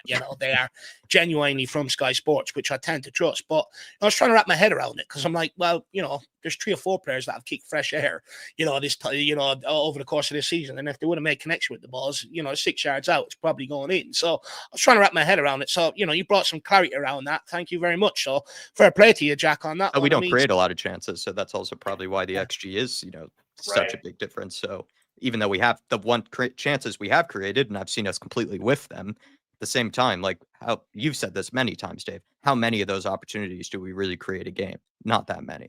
We only create 2 or 3, it seems like, but they have been, in my opinion, gaping chances where I'm just like, geez, like, how have we not done anything with that? So yeah, and just for me, like, it's not. I know people say, Dave, you keep bringing up how shit we are going forward, but that's because it's something that Frank needs to change. He has to adapt a little bit in terms of his tactics, but also he's got to start putting out some players in the forward line out there consistently together. He makes too many rotational changes up there, and it leads to the amount of passes we give away and how disjointed we look going forward. It's also a contributing factor. Now, the good thing is, Kudus, Soderbergh, and Richarlison have all played together, so hopefully we can conjure something up out of them today. But Stevie, I mean, look, let's get your thoughts on that quickly, and we'll get your thoughts on the lineup here today, how Frank has approached it, Richarlison up front, and then we'll bounce out of here. I absolutely love this lineup because it actually sets this team up for the first 25 minutes, and we're going to actually have our best defenders being responsible for the onslaught that Arsenal is probably going to start this match off. But the other thing I like about this is I like the width. It's going to allow Odegaard and Kudus to make inside runs and then put themselves in a better position for potential overlaps. But that being said, I had a feeling Richarlison was going to get the nod today, right? And it had nothing, like, to me, it was like he gets the goal against Manchester United. Maybe that was something that Thomas Frank identified. But that being said, the other thing is because of Randall Colomwani in the face mask, and because of the physicality of what this game is going to represent, you were wondering if he was going to be a little bit more risk averse with them and not put him out in a situation where he could possibly get injured even further, knowing that next weekend it's going to be Fulham. Right. So, I'm wondering whether or not he just decided to pick and choose and use this opportunity to kind of keep Colomwani out of the fray a little bit. But that being said, I guess my question is what a Richarlison is going to look like, especially because the way that this lineup reads, it's going to be 2 6s and 2 10s, and the 2 10s are Odegaard and Kudus. Right. So the question is how that's going to look, whether or not one of these guys can actually draw defenders that will allow Richarlison to get open in the box, right? So I guess this is going to come down to both of the wing backs, whether that's going to be Udoji or Jed Spence, right? Who is going to be the one responsible 1v1 to actually have service into it, right? So I like the shape of the team, and I actually think this is this. I think Thomas Frank got this one right. It's going to be which one of those wing backs are going to be able to identify Richarlison, and also which one of those between Odegaard and Kudus is actually going to be the guy that's actually going to draw defenders out. So I like it. Me personally, I think it plays well for a counterattacking type situation, but I don't know, man. I think dropkick your teacher says this is playing not to lose, and I think there's an element to that, but I think dropkick your teacher. I think I'm expecting an onslaught for the first 20, 30 minutes. Don't get me wrong. I think the personnel was there to go with a 4 across the back, but in terms of the fullback selections, I'm okay with. They have the ability to be, or the wingback selections, they have the ability to be able to get up and down. They have the ability to get out and engage the wingers 1v1. I think there's more than enough in this lineup to be able to survive that 30 minutes in terms of stopping Arsenal from open play. Now, set pieces is a different ballgame. Are we going to stay switched on? Are we going to defend like we have done for the majority of the season? Or are we going to switch off like we did against Man United? That remains to be seen. But also, I think it gives us the opportunity to go and press the ball a little bit rather than sit back with having Kudus, Odegaard, and Richarlison there. And also with Kudus, he gives us the ability to be able to have that out ball. Odegaard can also travel with the ball a little bit as well, which is good.